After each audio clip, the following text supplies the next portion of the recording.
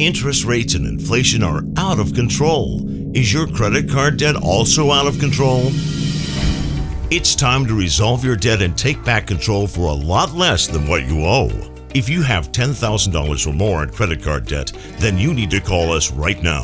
Debt Fix Pros can significantly reduce the amount you owe, and you could be debt-free faster than you think. I knew we had to do something. Our debt was growing. It was getting out of control, and we just didn't know what to do. We saw an ad for Debt Fix Pros. We called, and they showed us how fast they could get us out of debt. It really was amazing, and now we're back in control. Call now, and we'll show you how easy it is to fix your debt. The call and consultation are free. Call Debt Fix Pros right now at 800-479-3522. That's 800-479-3522. 800-479-3522.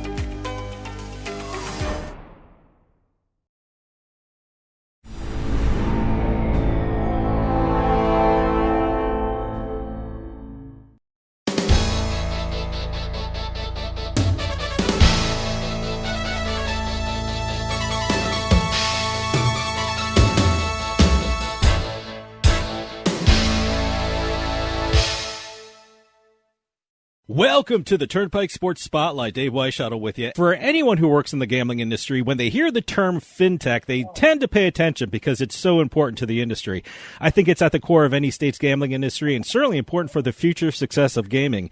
Being in New Jersey, when I hear FinTech, I immediately think of the FinTech Sports Wagering Innovation Center at New Jersey City University. It is doing amazing things for this industry. And we're going to hear all about FinTech and the Innovation Center because we have its executive director, David Naczycz, on the line. David, thanks for joining us. I'm happy to be here, Dave. Thanks for having me. I got to tell you, I think FinTech is so important for the gambling industry, but it may be a foreign concept to people who don't work in the gaming business. When we use the term FinTech, what are we referring to? Well, FinTech is an abbreviation of sorts of financial technology. So it's really any tech that helps facilitate financial transactions in any way. And, you know, the relevance to the gaming industry is that, particularly the online gaming industry, but the whole gaming industry, you know, casinos and bookmakers and operators like that, they are essentially a financial business. They're taking in money, they're holding that money, they're paying that money out. You know, FinCEN at the national level essentially regulates them the same as banks. Okay.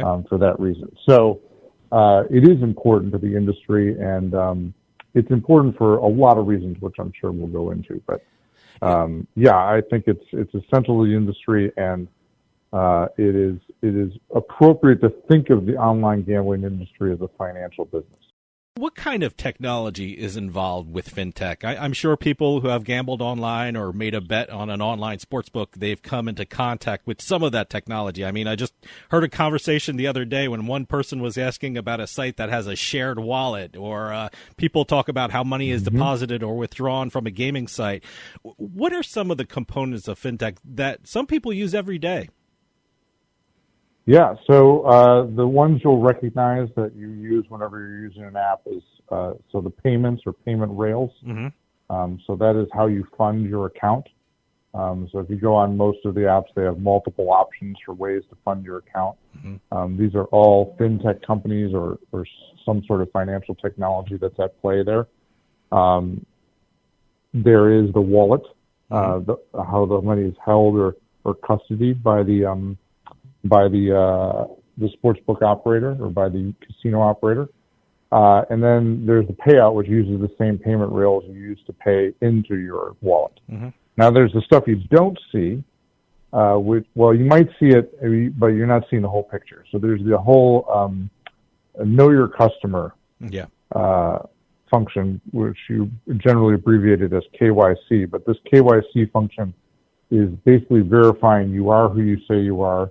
You are where you say you are, which is important for sports betting in this country. And it's important for a number of reasons, for anti-fraud reasons, for responsible gambling reasons, that the operators are able to verify people and who they are. So all those checks you go through, whether it's taking a selfie or taking a picture of your ID, those are all part of the KYC process. And then there is software and technology at work behind the scenes monitoring things around anti-money laundering, around anti-fraud, and that's to ensure that everything's on the up and up. Casinos are vulnerable to money laundering schemes, so the operators need to be able to use technology to help track transactions and look for markers that indicate this might be money laundering that's going on right here. Well, I gotta ask you a couple concepts that I'm not a technical kind of guy, and over the past couple of years, I've been hearing these terms in the news, just like everyone. I mean, I've heard the terms NFTs, which are non-fungible tokens. I mean, how important are NFTs in the world of FinTech, and how are they primarily utilized in the gaming industry as part of FinTech? Well, I would say that NFTs belong to the larger world of blockchain, right? Yeah. So blockchain is like cryptographic record keeping. And whether you're calling it crypto or blockchain or NFTs, which are a token that lives on the blockchain, these are all part of a parallel financial system that has grown up over the past decade or so. And it's definitely relevant to the gambling industry. First off, some people want to fund their accounts with crypto. Yeah. And it's a bit of a regulatory dark area right now in the U.S. So there's concerns about, again, going back to fraud and money laundering, there's concerns about that around crypto and people using crypto to do that kind of thing. So regulators have been reluctant to allow crypto, at least in the U.S. There's other jurisdictions around the world where it's more open and it's become more of a part of the game. And then, there's actual crypto casinos now. Yeah. Again, none of them are regulated in the U.S., but they are out there. They exist. They're regulated in other jurisdictions. And NFTs are, basically an NFT is a digital token that verifies that something is what it says it is. And it could be a digital asset. It could be a physical asset, whatever it is. Probably the way you've heard it most often used is with digital art collectibles. Yeah. That people buy these images like the Bored Ape or something as an investment and hold them and sell them later. But it is used in a lot of other cases as well, just to verify something is what it says it is. So there are potential uses, again, for blockchain. Sure. That's not necessarily, like using cryptocurrency necessarily, but you can use the blockchain to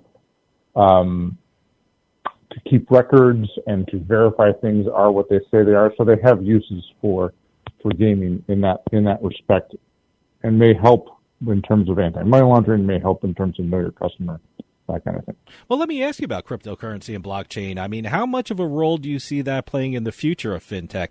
Are we going to see more and more gaming operators using blockchain and cryptocurrency in the future? Do you think it'll be in the mainstream? And do you think that's the future of FinTech? That's the $1 million question, or billion or $1 trillion question. Yeah, really. Is this stuff around to stay, or is this just a passing fancy?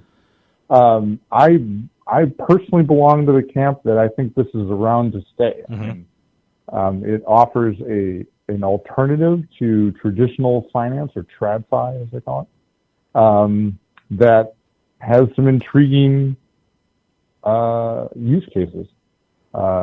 And particularly, if you look at, it's not so much relevant here in the U.S., at least not for now, thank God, but in other countries where currencies are not stable, governments are not reliable, then having an alternative currency is quite useful.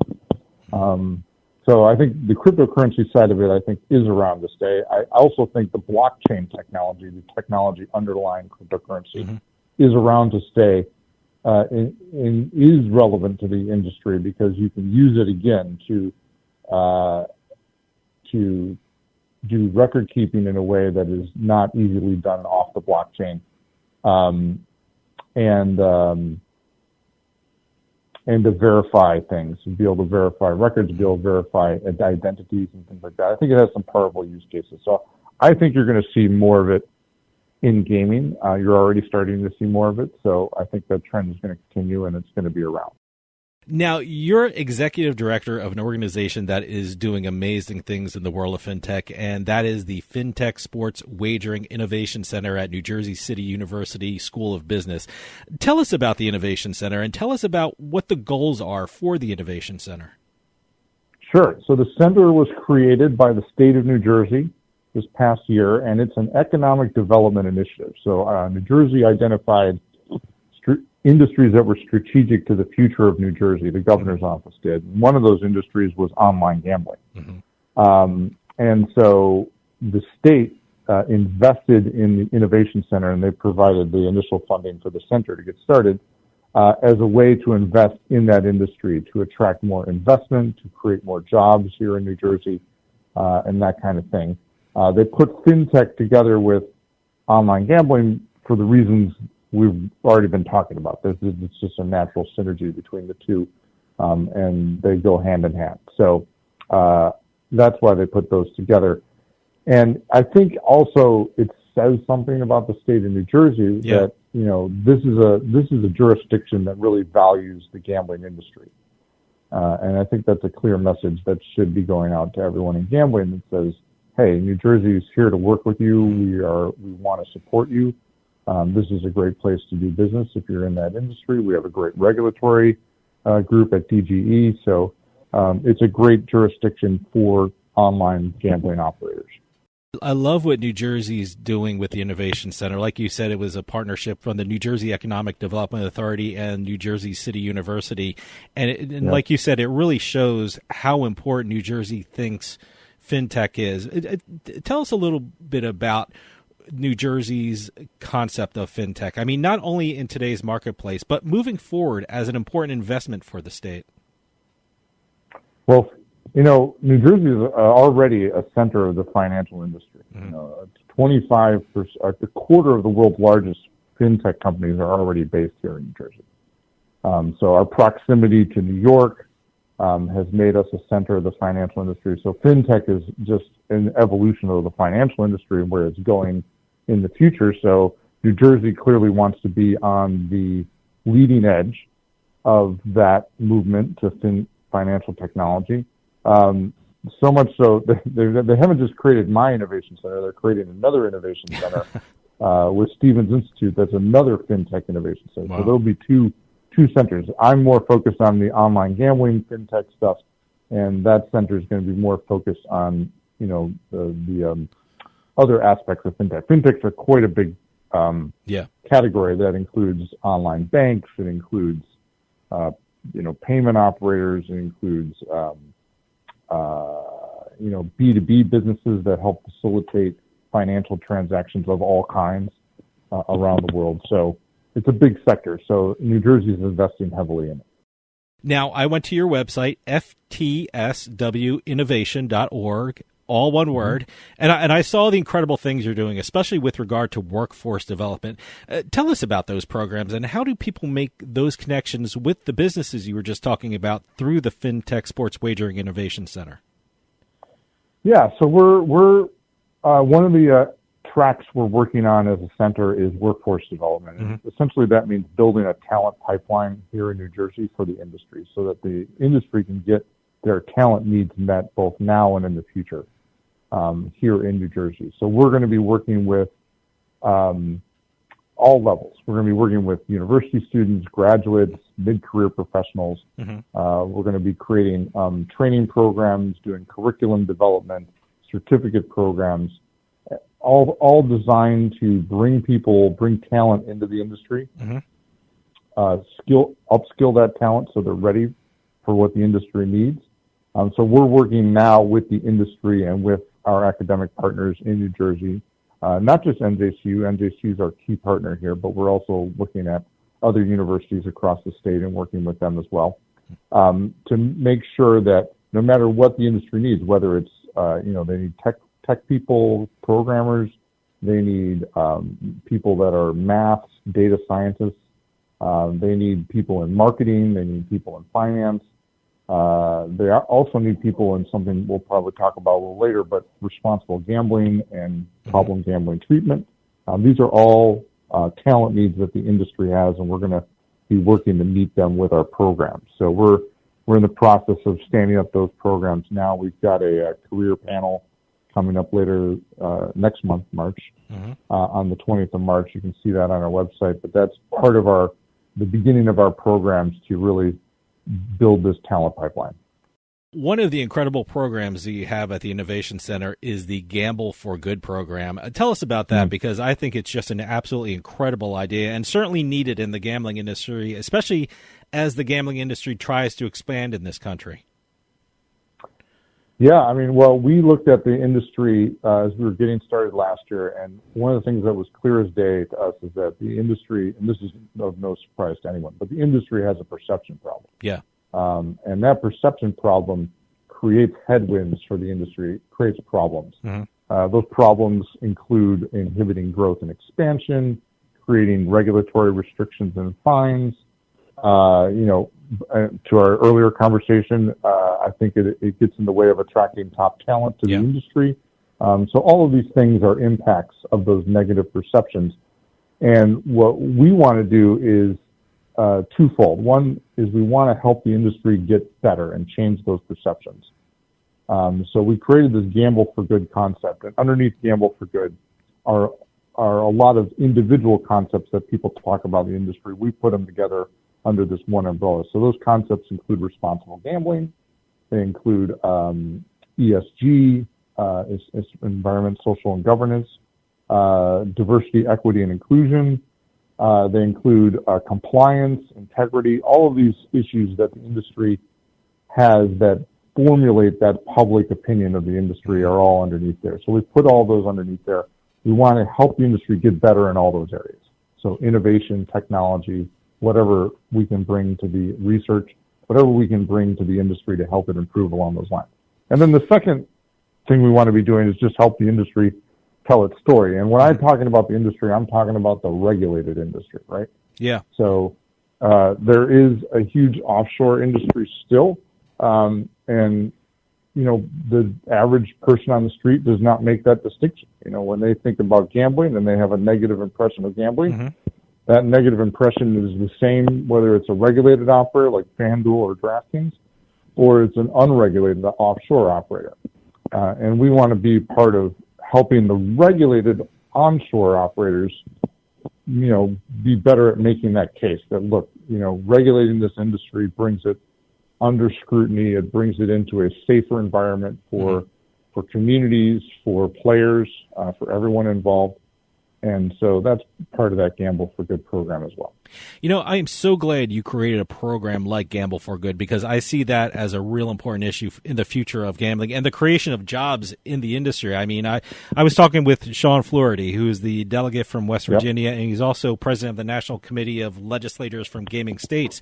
And one of their big issues is the expansion of online casinos, and they're getting a lot of resistance from states who do not want online casinos in their state. And I asked Sean, because he's from West Virginia, and they have online casinos and online poker just like New Jersey and things like that. And I said, is there some perception that our states are doing something wrong or something bad is happening in our state because we have online casinos? Have you been finding that the case with legislators and people in the industry, that there is a huge perception of the gambling industry? And is that what prompted you to start Gamble for Good program? Yeah, I mean, I've been amazed. I've even been having conversations with people in the industry who are anti-online casino regulation. And I find that really curious. Yeah, right. If you're in I understand the average person on the street doesn't realize. Sure. But if you're in the industry, I feel like you should know better. But I think a lot of people don't. But, our whole point is there's already online casino happening everywhere. Yeah. It's widely available. The internet has no borders. So it's not, I think what the math is in people's heads is when you start talking about legalizing, they think you're permitting it to happen. Yeah. And the truth is you're not permitting it to happen. What legalizing means is you're taking an activity that's already happening in an unregulated, unmonitored, unsafe way, and you're bringing it under some supervision. And you're regulating it, you're collecting taxes from it. So that's what it is. And I think the industry's just having a hard time making that case. Mm-hmm. And people aren't quite buying it. So that was what, prompted us to create Gamble for Good. Because I think the problem is twofold. One, that there is an education issue with the average consumer or politician or whoever you're talking about. But there is another issue, which is the regulated industry still hasn't differentiated itself in terms of safety and inclusiveness and things like that in its practices, and they have to do a better job. So all the conversations that are going on right now around responsible gambling are essential. And there's a lot of great work and technology coming into the space that really will make it safer. Mm-hmm. But we need to continue innovating there and doing better. Now, you're having a Gamble for Good Summit coming up in the fall. Tell us about that. When is it, and what can people expect to experience at the summit when they attend in the fall? Yeah, this will be a one-day event. Mm-hmm. I actually don't have a date to share with you, but we'll be putting a date out on our website, and that hopefully in the near future. But it will be in the fall, and it will be a one-day event that'll feature leaders in the spaces that make up Gamble for Good, so responsible gambling, compliance, diversity, integrity, all of these things, and innovators in that space. So entrepreneurs and new startups that are bringing new technology and new ideas into the space to help make it better.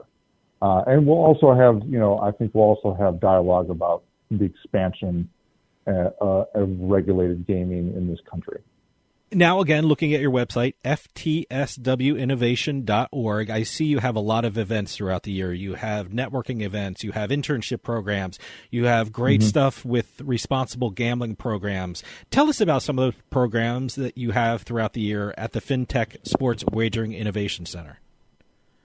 Sure. Well, we're in the process right now of we're in the middle of our online virtual panel series. Mm-hmm. Under the Gamble for Good program. So we just had our panel for this month a week ago, which was the Innovation in Integrity. And next month in March, we're going to have Innovation in DEI, Diversity, Equity, and Inclusion. And the month after that in April, we'll have Innovation in ESG, which is Environment, Social Governance. So we've got great panels lined up for that. The discussions we've had so far have been great. These are free events. People can register on our website for these virtual panels. Everyone who registers gets a copy of the recording of the panel. So that's one of the things we've got going on. We've got a career panel, which I mentioned, also coming up in March, which is going to be about educating people about careers in gaming and career paths. We've got some great panelists who have diverse pathways in their careers to share their experiences and to talk to whoever, students, professionals, whoever wants to join that panel and answer any questions they have about what it takes to work in gaming generally. And then we've got coming up in May, on May 6th, right before SBC, we're going to have an executive roundtable. So this is an invitational event that's bringing together leaders from the industry.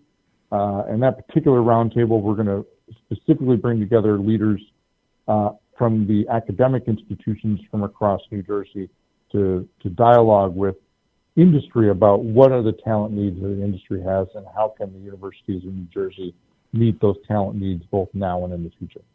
I got to ask you about the job market. What's it like for FinTech? I mean, I believe we were both on a panel together at a casino esport conference in the Resorts Casino in Atlantic City, and we were talking about the future of betting and esports. By the way, you did a great job with that panel. We had 6 people on the panel, and 3 were named David. So you did a great job. You did a great job of keeping that straight. I would have never been able to do that. But I mean, we were talking about esports and betting, and certainly skill-based gaming is also part of the future of betting in some areas of the country. Is the job market for FinTech growing in the state of New Jersey and also in other areas of the country? I would say yes. I mean, from a macro level, yes, it is growing. We've gone through sort of the micro fluctuations where, in 2021, it was growing beyond all imagination. Like the rate of growth was off the charts. And then in 2023, things kind of pulled back because there was a pressure on startups and operators to show profit with higher interest rates and things like that. So we've got those sort of micro movements in the market. So the job market isn't as exuberant as it was 2 years ago, but it's still growing. And, those micro movements are going to turn, right? So we're going to get back into a period of growth here, probably this year. And you're going to start to see more and more hiring being done. So the future is FinTech. I mean, the future is technology, whether it's blockchain or AI or data science, whatever it is. These are the people that are going to be in demand. They're in demand now, and they're going to be even in more demand as we go forward. You predicted my next question. I'm thinking in terms of technology. What can we expect from the fintech industry in the future? I mean, a couple years ago, no one's ever heard of cryptocurrency or NFTs, which is an indication of how quickly this industry is evolving. What can we expect technology-wise from fintech in the coming years? I think you're going to continue to see an evolving use of the blockchain, and we're going to figure out what we're actually going to use cryptocurrency for, whether it's going to be a currency or whether it's going to be an investment instrument or both, and what other uses it's going to have. AI is changing every industry right now, so it's definitely changing fintech.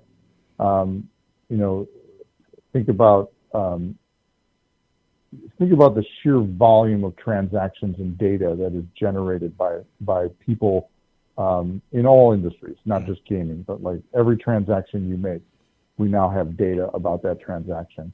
For example, around responsible gambling, there's now AIs that can track people's activity when they're gambling online and can look for what they call markers of harm. Okay. So those markers, if they're put together in a certain combination, the AI can recognize, this person might be moving into a potential problem area, and then there can be some sort of intervention made by the operator. So I think you're going to see AIs begin to become much more powerful and much more prevalent, and be used to make the financial industry and the gaming industry much safer. Now, at the same time, that's just technology. So what we're also going to see is we're going to see it used for bad.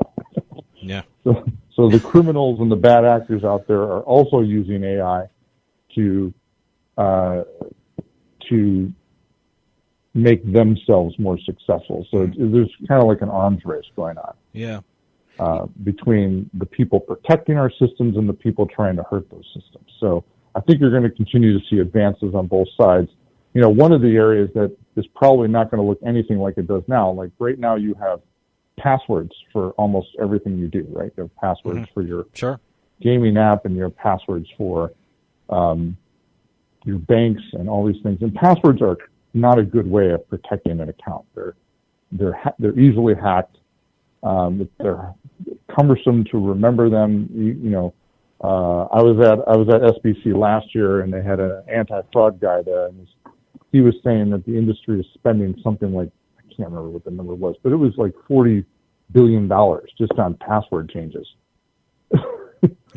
Unbelievable. So they're going to be developing new technologies for that. The one that's out there lately is pass keys. But I think as technology evolves, like how you identify who you are and how systems confirm who you are is going to change a lot.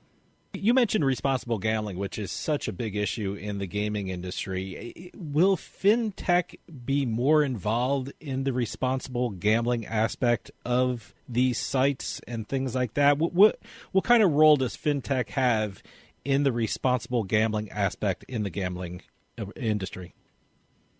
I mean, it's essential. It's like I said before, KYC, or the Know Your Customer piece, is essential to responsible gambling. We want to make sure people are of age, that they are where they say they are who they are. But then, other aspects, right now in England, they've got affordability checks are coming into part of the practice in terms of responsible gambling. And I'm not saying that I support that idea. I think there's a lot of problems with that idea. But the idea that you could look at someone's financial data and use that to help make an assessment onto whether they are a problem gambler or not. I think is something that you are going to see used. And you need to bring in all of this data from people. And, when you look at these markers of harm, there's not just 5 markers of harm. There's dozens of markers of harm. And that's because you can look at different pieces of data, anything from how much money people have in their bank accounts to how often they're making withdrawals to what the size of those withdrawals, the size of their deposits. I mean, all of this stuff is data points. Mm-hmm. And tracking those data points is all about FinTech, and it's all about using financial technology to assess who you have in front of you, and are they in trouble or are they not in trouble? There could be someone that's gambling large sums of money and they're gambling often, but if they're wealthy, it may not be an issue. They may not be a problem gambler. So sure. That's why you have to have all these different data points and to figure out whether someone's having a problem or not. How about from the Innovation Center? What can people look forward to in the coming year at the FinTech Sports Wagering Innovation Center? Well, so we're still, getting started, really. We're just a year old now, and we're going to see more programs around our Gamble for Good concept, like the summit in the fall. You're going to see more roundtables where we're bringing together industry leaders to talk about issues that are relevant to the industry. You're definitely going to see more career and workforce type stuff where we're going to start, building out curriculum at different universities. We're going to create programs that people can do online to help upskill themselves for the industry, and we're going to partner with different organizations to do that as well. So there's quite a bit that's coming. I definitely encourage people to go on our website and sign up for our newsletter. That way they'll keep them in the loop, or follow us on LinkedIn or Twitter or something. Mm-hmm. Well, David, we're running out of time, but can you give out that website for the FinTech Sports Wagering Innovation Center at New Jersey City University, and any information you want to give out for registering for any of the events or conferences you have at the Innovation Center? Absolutely. Our website is ftswinnovation, all one word, .org. So if you go on there, you go to our events page, you can register for any of our upcoming events on the events page. So that's where those are. Again, all of our virtual panels coming up are free to attend. You just need to register. And there's a sign up on the website, too, for a newsletter on our Contact Us page, so you can stay in the loop as well. David Naczycz is Executive Director of the FinTech Sports Wagering Innovation Center at New Jersey City University. Thank you so much for coming on and telling us about FinTech and the incredible work the Innovation Center is doing. FinTech is such an important part of the gaming industry and a major component in New Jersey's future in that industry. Please come back on and keep us updated about the incredible work you guys are doing at the Innovation Center. Thanks for your time. Thank you, Dave. Thanks for having me. That'll do it for us this week. We'll see you next time on The Turnpike.